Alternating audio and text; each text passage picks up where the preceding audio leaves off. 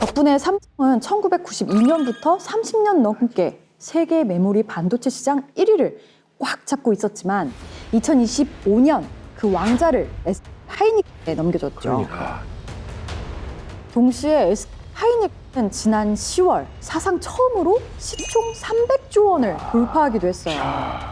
무려 30년 동안 1등의 그늘에 가려져 있던 만년 2등 SK 하이닉스가 어떻게 그리고 왜 이 시대에 앞으로 치고 나올 수 있었던 걸까요?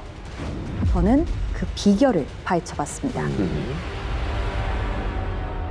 SK 하이닉스의 시작은 언제였을까요? 라고 물어보고 싶은데 오늘 모임을 하면서 회원분들이 이미 다 답을 알고 계실 것 같아요.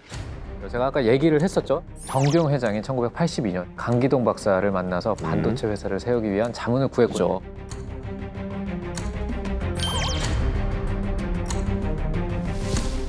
정주영 회장은 왜 반도체 사업에 뛰어들었을까요?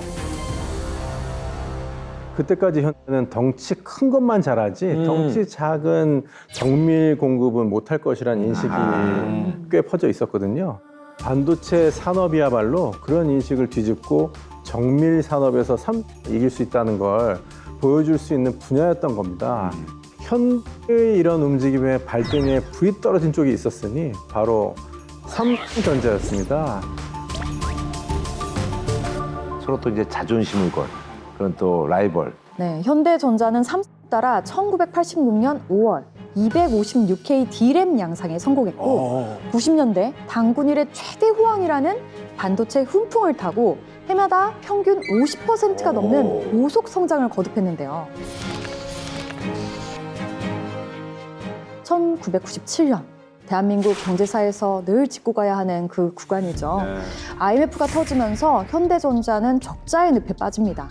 그 결과 정부는 이런 결정을 내리는데요. 그죠? 빅딜 맞아.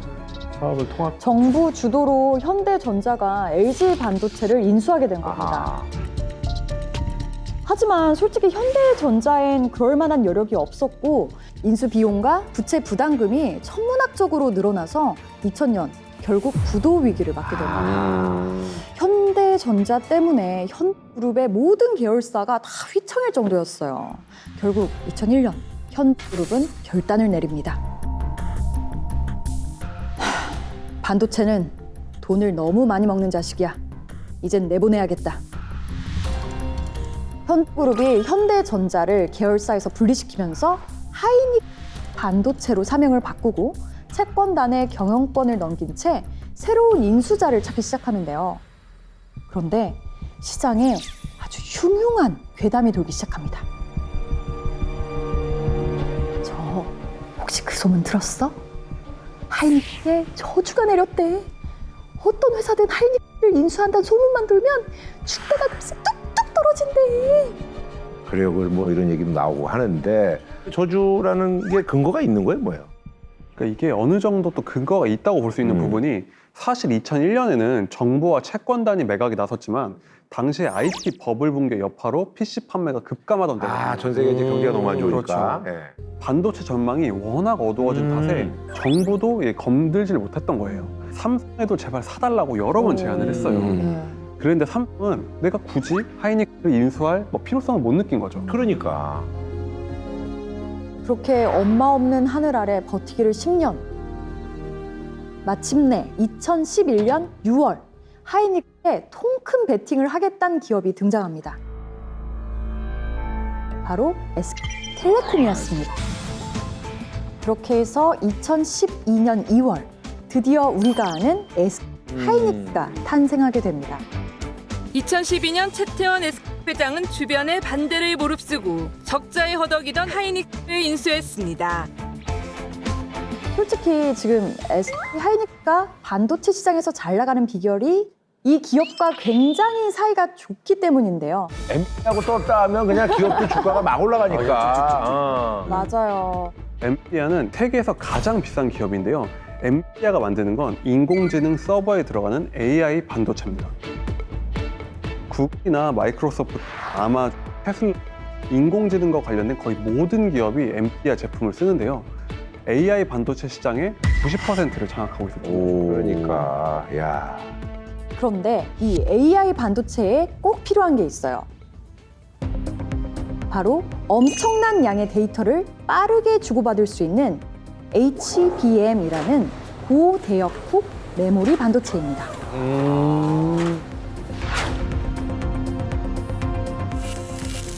그리고 이 메모리가 SK하이닉스의 주력 제품이자 SK하이닉스와 엔비디아를 연결한 큐피트 화살이었던 거예요. 그렇다면 SK하이닉스는 이 HBM을 언제, 어떻게 만들게 된 걸까요? 이야기는 하이닉스가 SK에 인수되기도 전인 2010년으로 돌아갑니다. 정말 삼성을 어떻게 이기지? 당시는 삼성이 메모리 반도체 시장을 워낙 꽉 잡고 있던 시절이었어요.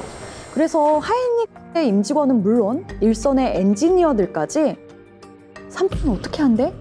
뭐 한대?를 입에 달고 살았을 정도였답니다. 그런데 이때 뜻밖의 기회가 찾아왔어요. AMD라는 미국 반도체 회사가 이런 부탁을 했던 겁니다. 우리는 더 빠르고 더 용량이 큰 메모리를 찾고 있어요. 우리 같이 새로운 메모리 반도체 만들어 보면 어때요? 이것저것 가릴 처지가 아니었던 하이닉스는 바로 오케이를 했습니다. 그렇게 해서 2013년 12월 최초의 HBM이 세상에 등장했던 거죠. HBM이 엄청 일찍 만들어졌네요. 일찍 만들어졌어요. 하지만 초기의 HBM은 별로 쓸 곳이 많지가 않았습니다. 그래서 이 하이닉스 안에서도 이걸로는 개발비도 못 건지겠다 이런 얘기가 나왔어요. 왜냐면 HBM이라는 게 반도체를 층층이 쌓아 올린 맞아요. 아주 고난도 기술이기 때문에 삼성전자도 나중에 따라 만들긴 했지만 당시 만들지 않으려고 했던 이유가 수요가 너무 적다.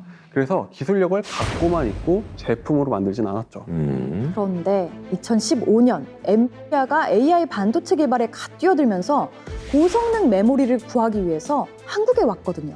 이때 엔비디아는 삼성과 SK하이닉스 모두를 방문해서 엔비디아에 필요한 제품을 만들어 달라고 부탁했는데요. 엔비디아를 사이에 둔 삼성과 SK의 맞대결. 첫 결과는 어땠을까요? 결과는 삼성의 압승이었습니다. 삼성전자의 반도체는 엔비디아가 요구한 조건을 너끈히 넘었는데 SK하이닉스의 반도체는 성능이 그만큼 안 나왔던 거예요.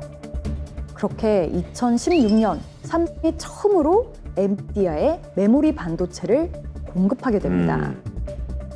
그런데 이 시기 삼성이 뜻밖의 선택을 하는데요. 2019년 HBM 추가 개발 중단을 선언한 거예요. 참 너무 뼈 아파.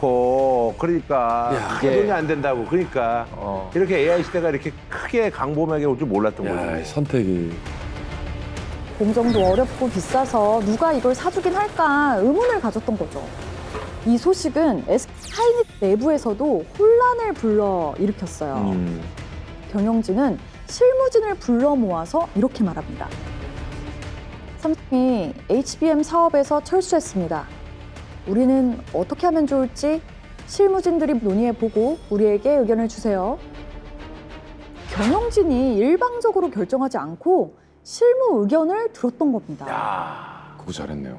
여태까지 했던 거랑 다르잖아. 여기서 약간 결이 달라졌다. 6개월 만에 해. 뭐 달라요. 도로 깔아. 뭐 가서 뭐 하여 와. 이런 게 아니잖아. 와. 사실 SK하이닉스의 조직 문화가 좀 독특했어요. 잘 하려다가 실패했다면 책임을 묻지 않는다. 무슨 일이 생기면 누가를 따지는 대신 어떻게 해결할지를 따진다. 아, 좋네. 덕분에 사내 정치, 면피 문화가 확 줄어들었습니다. 사실 우리나라에서 제일 안 되는 것 중에 하나가 저거잖아요. 네. 야 누구야? 누가 그랬어? 나와. 그리고 한 번 실패하면 두 번째 기회를 잘 안 줘요. 맞아요. 네. 그동안 주인 없는 회사를 한 10년 있다 보니까 나중엔 또 이제 어떻게 보면 그게 좋은 걸로 발현이 된 거네요. 어떻게 보면. 그리고 각자 개발한 공정을 두고 데이터를 비교할 땐 직함 빼고 신입부터 임원까지 한 테이블에서 벌이는 끝장 토론. 그리고 실적만 좋으면 승진 쭉쭉 시켜주는 타격 인사 시스템 등등 수평적인 소통 문화가 자리 잡았던 거죠.